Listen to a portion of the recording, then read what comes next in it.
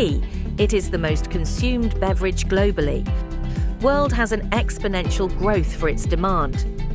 Numerous livelihoods depend on tea cultivation, and the production of tea plays a key economic role in countries like China, India, Sri Lanka, Kenya, and Bangladesh, which accounts for around 80% of world tea production. As per the data published by the Tea Board India, the total world's tea production is 6,012 million kilograms. The 6 top producers are China, India, Kenya, Sri Lanka, Vietnam, and Indonesia. India ranks second largest in the world after China.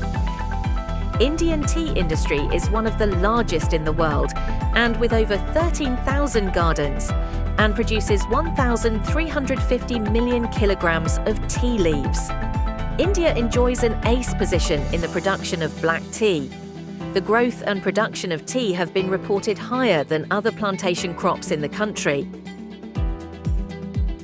Tea is one of the most consumed beverages globally. So I think most of us consume different type of tea every day. So India actually tea is produced in different places like northeast. There is a very good production, and in south we have Munnar, Kerala, Tamil Nadu at all. So we had developed some sustainable initiatives to do energy audits across these sectors. So we try to decarbonize this tea industry by developing sustainable development practices. So my experience was good to do energy audits across various type of green tea, then instant tea, orthodox etc. different products we covered. So we could identify minimum 10% energy savings, which will benefit around 10 to 12% of money savings for this industry. So which could also decarbonize this sector by initiating various energy saving methods in tea drying, withering. So all this process includes requires energy is as a most of the consumed resource, like other resources like water, raw material, etc. So energy plays a very vital role. So my experience was good. So we could handle good customers across India, like Tata Consumer Products, Amalgamated Plantations, then Harrison Malayalams. So these are we served these customers with our better initiatives. So this is going good.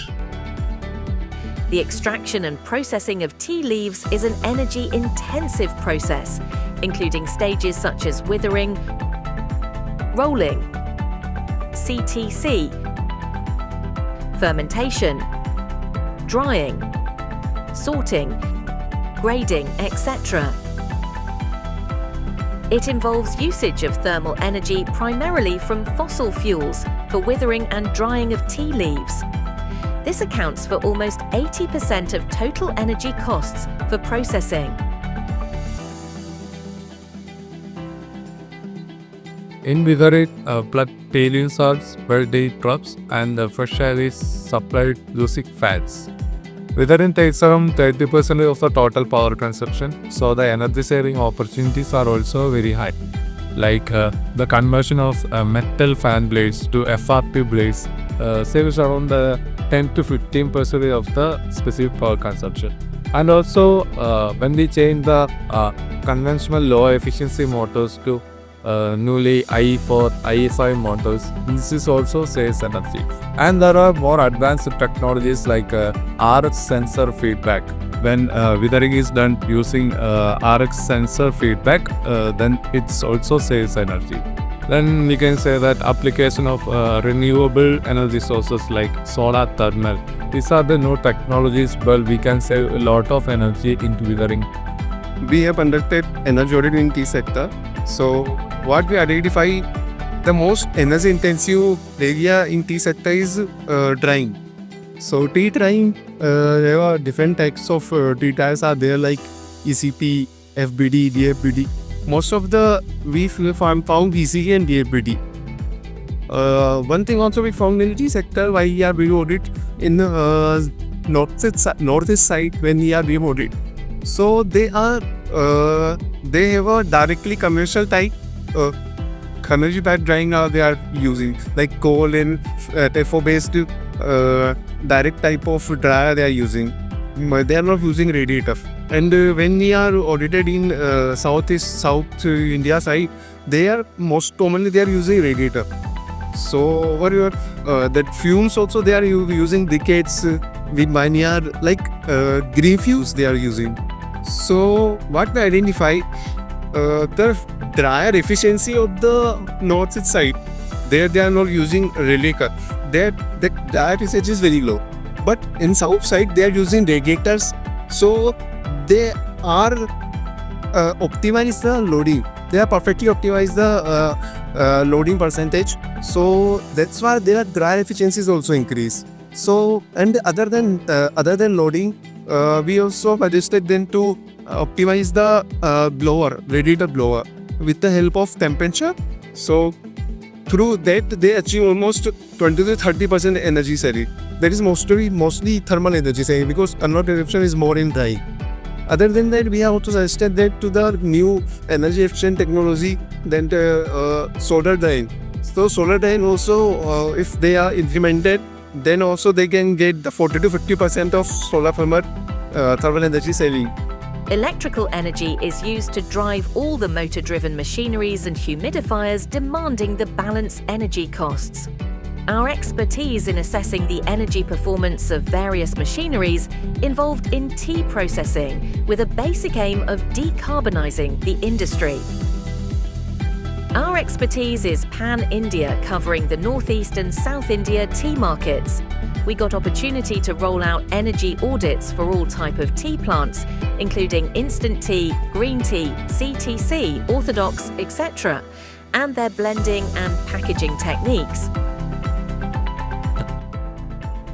This detailed tea industry audit helped them to get the Trustea certification that enable the industries to export, and it improved their credentials, because in our audit we also did the GHG inventory. So whatever emission, mostly scope 1, scope 2, they are doing, we also accounted through our GHG inventory.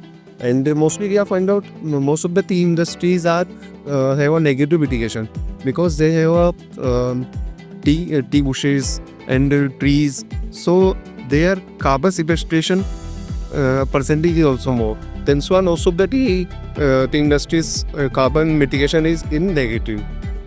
We could assess most of the state-of-the-art modern tea production equipments, including utilities like dryers, withering fans, humidifiers, compressed air systems, hot water generators, boilers, steam systems, rolling machines, motors and drives, DG sets, transformers and lighting systems, etc.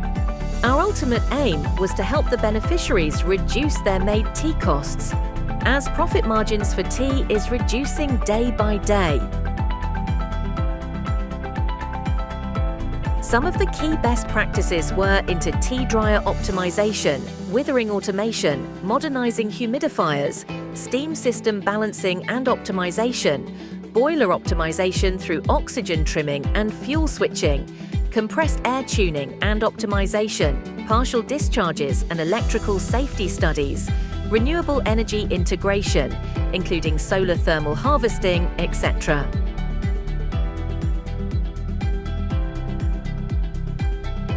Our efforts could propose monetary savings to a tune of rupees 9.8 crore.